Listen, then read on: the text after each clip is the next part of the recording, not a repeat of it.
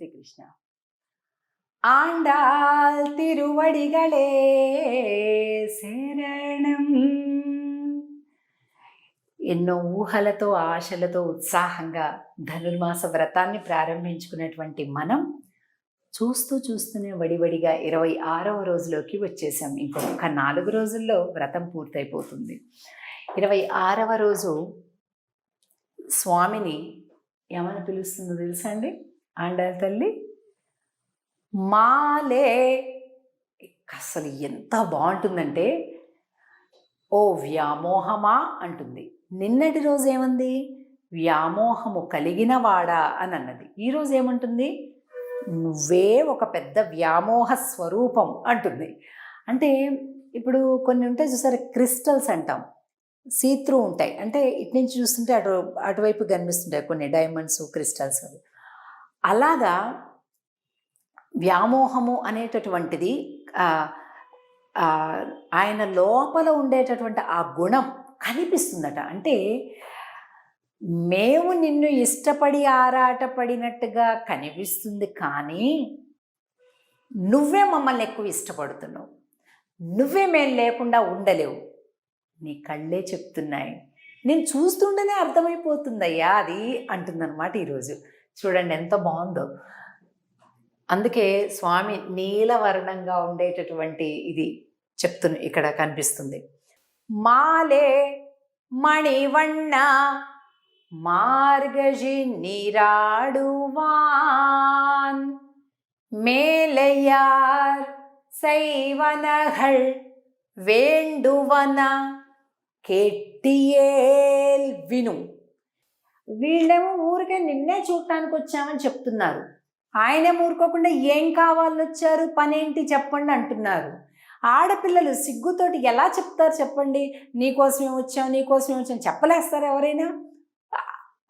ఆయన కావాలని వీళ్ళని ఇంకా ఏం పనమ్మ వచ్చారు, ఏంటి ఇప్పుడు వచ్చిన పని ఏంటి అట్లా అడుగుతున్నాడు. చూడండి ఎలా ఉందో. సరే మేము చెప్తాం విను, ఏదో అడగమంటున్నావు కదా అడుగుతాం విను అంటున్నారు. జ్ఞాలెత్త ఎల్లాం నడుంగ మురల్వన. స్వామి మార్గళి నీరాడువాన్, మార్గశీర్ష మాసంలో స్నానం చేయటానికి వచ్చాం. సరే ముందు ఒకసారి పాశ్రం మొత్తం చదువుకొని మళ్ళీ అర్థం చెప్పుకుందాం. మాలే మణివಣ್ಣ మార్గజి நீராடுவான்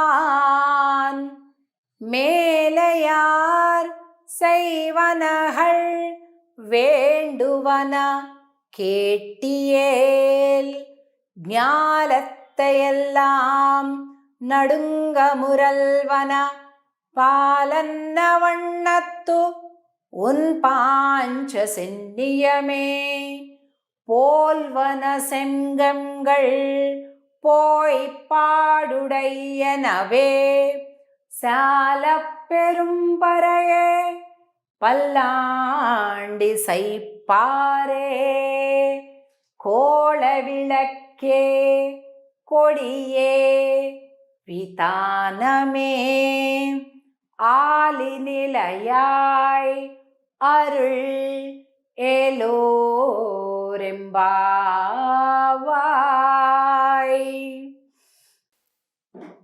ఓ వ్యామోహమా మణివన్నుడా, మేము మార్గశీర్ష మాసం స్నానం చెయ్యటానికే ఇక్కడికి వచ్చాం, కానీ నిన్ను ఒకసారి చూస్తే మాకుండే వ్యామోహం కంటే నీకుండే వ్యామోహమే ఎక్కువగా ఉందే అని అంటుంటే స్వామి అంటున్నంట చమత్కారంగా, మీకేం కావాలో చెప్పండమ్మా అంటున్నారు. స్వామే కావాలని వచ్చారు వీళ్ళకి, ఆయన దగ్గర నుంచి వేరే ఏం అక్కర్లేదు, కానీ అడుగుతున్నాడు కదా. సరే ఓకే అలాగే మేము చెప్తాం, పట్టుకో రాసుకో లిస్ట్ అంటున్నారు. వేండువన కేటియేల్ విను విను అంటున్నారు. ప్రపంచమంతా వణికిపోయేలాంటి ఒక శబ్దం చేస్తుందే నీ పాంచజన్య శంఖం. అలాంటి శంఖాలు ఇగో మా గోష్ఠి మొత్తం, మా గ్రూప్ మొత్తానికి కావాలని కొద్దిగా పూర్వాచార్యులు పెరియనంబి లాంటి ఆచార్యులు వారి యొక్క లెక్క ప్రకారంగా ఇంచుమించుకు ఒక 25 లక్షల మంది గోపికలు ఉన్నారు. 25 లక్షల శంఖాలు, అచ్చు పాంచజన్యం లాంటి శంఖాలనే ఇవ్వు అంటుంది. ఇంకా అంతేనా? పర అనే వాయిద్యం కావాలి. మంగళ వ్రతం చెయ్యటానికి మంగళగానం మంగళాశాసనం చేసేవాళ్ళు కావాలి. చీకటితో చేసేటటువంటి ఈ వ్రతం కోసం మంగళ దీపాలు కావాలి. మొత్తం ఇవ్వయ్యా అంటున్నారు. ఆయన తన పరమపదంలో ఉండేటటువంటి మొత్తం అన్నింటినీ మార్చేసి పాంచజన్యాలుగా ఇచ్చేశాడు. మాట వెనక్కి వెళ్ళకూడదు కదా. మంచి పంతం మీద ఉన్నారు, స్వామి పంతం మీద ఉన్నారు, గోపికలు పంతం మీద ఉన్నారు. ఈరోజు ఇచ్చేసాట. అది అయిపోయిందా, మాకు ఈ పర అనే వాయిద్యం ఇవ్వు. ఓకే ఇచ్చేస్తా. ఈ పైన ఉండేటటువంటి గరుత్మంతుడు, నిత్యసూరులు వాళ్ళందరినీ ఇచ్చేస్తా. అయిపోయిందా, మాకు గానం చేసేవాళ్ళు కావాలి.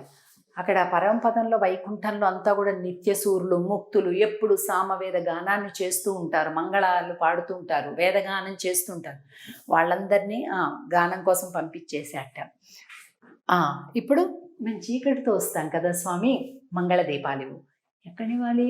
పక్కన శ్రీరంగ హర్మ్యతల మంగళ దీపరేఖం అంటాం కదా, నీ పక్కన అమ్మవార్లు ఉన్నారు, వాళ్ళే మంగళ దీపాలు, వాళ్ళనిచ్చేయి. అన్నీ అడుగుతున్నారని, అన్నీ మాట వెనక్కి ఊరి ఏదో మాట వరుస కంటే వీళ్ళేంటి మొత్తం నన్ను ఒంటరిగా నిలబెట్టేస్తున్నారు, మొత్తం అన్ని ఆస్తులు తీసేసుకుంటున్నారు. సరే, పక్కనుండే శ్రీదేవి, భూదేవి, నీలాదేవి అందరినీ కూడా వాళ్ళకి మంగళ దీపాల కింద ఇచ్చేసాట. అవునా స్వామి, ఇప్పుడు మేము వ్రతం కోసం వెళ్తున్నాం కదా, పైన ధ్వజం ఒకటి ఉండాలి, మేము పలానా వ్రతం చేస్తున్నాము అని ఒక ధ్వజం కావాలి. ధ్వజం ఏమి ఇవ్వనమ్మా, అగో స్వామి నీ కింద ఆదిశేషుడు ఉంది కదా, ఇచ్చేసే, ఆయనే ధ్వజం, గరుత్మంతుడు ఉన్నాడు, గరుడ ధ్వజం అంటాం కాబట్టి ఇచ్చేసే అంటూ ధ్వజాన్ని తీసుకున్నారు. చల్లని మంచు వేళ వస్తాం కదా, పైన చాందిని కావాలి, అందుకని నీ ఆదిశేషు ఇచ్చే. మొత్తం అయిపోయింది. ఇలా నిలబడ్డాడు. ఏముంది ఇంకివ్వడానికి అమ్మ, ఇంకా చాందిని అడుగుతున్నారు అని అంటే ఏమంటున్నారు? ఆలినిలయాయ్ అరు, నువ్వు వటపత్ర సాయువు కదా అన్నారు. అబ్బా అనుకున్నాడట కృష్ణుడు. అంటే ఏంటి అర్థం? ఆయన పీతాంబరం కట్టుకున్నాడు కదా, అది కూడా ఇచ్చేయని అడుగుతున్నారు. అంటే మాతో పెట్టుకోకు అన్నట్లుగా ఈవేళ ఆండాళ్ గోష్ఠి స్వామికి ఇద్దరి మధ్య సంవాదం జరుగుతుందన్నమాట. నీకోసమే వచ్చాను అని వాళ్ళతో అనిపించాలి అని స్వామి పంతం. అంత మాత్రం అర్థం కాదా, ఆడపిల్లలను నోరు తెరిచి చెప్తామా అని వీళ్ళు. ఇలాంటి ఒక రసవత్తరమైనటువంటి సంవాదం ఇరువురికి కూడా జరగడాన్ని మనం ఈరోజు పాశ్రంలో గమనిస్తాం. ఇటువంటి ఒక ప్రేమ సాన్నిహిత్యం మనకి భగవంతుడికి కూడా కలగాలి అని మనస్ఫూర్తిగా కోరుకుందాం. ఇక రేపటి రోజు మరింత విశేషంతో స్వామితోటి అన్ని పంచుకొని పెంచుకునేటటువంటి ఒక అద్భుతమైనటువంటి పాశ్రం రేపటి రోజు మనం చూస్తాం. ఈవేళటి పాశ్రంలో అడిగినటువంటి ఇగుండి ధ్వజము, చాందిని, తప్పెట్లు తాళాలు, పాంచజన్య శంఖం, వ్రతానికి కావాల్సిన డమరు, మంగళ దీపాలు అన్నింటినీ కావాలి అని అడగటం అనేది మనకు కనిపించింది. ఇంత అద్భుతమైనటువంటి అంటే బెరుకుపోయిందనమాట.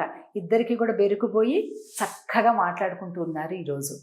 ఇక రేపటి రోజు మనందరం ఎదురు చూస్తున్నాం కదండి, గంగాళాలతోటి ప్రసాదాన్ని, ఎంతో మధురమైన ప్రసాదాన్ని రేపటి రోజు చూస్తున్నాం. అందుకే రేపటి రోజుకి ఏం పాసురం అని పేరు? కూడారై పాసురం. 27వ పాసురం. రేపు దాన్ని చూద్దాం. ఆండాల్ తిరువడిగళే శరణం. జై శ్రీకృష్ణ.